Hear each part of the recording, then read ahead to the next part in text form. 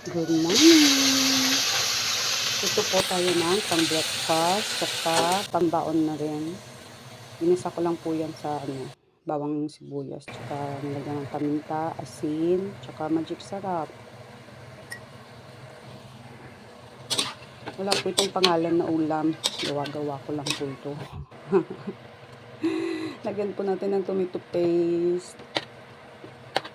Halu-haluin, tsaka lagyan din natin ng oyster sauce. Masarap po ito, promise.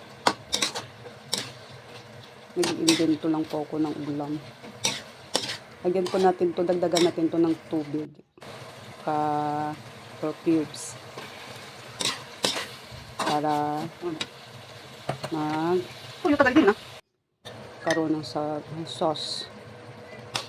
Lagyan natin ng sukal. Para mabalanse yung lasa. Yan na po yan. Tapos na. Thank you for watching. Bye-bye.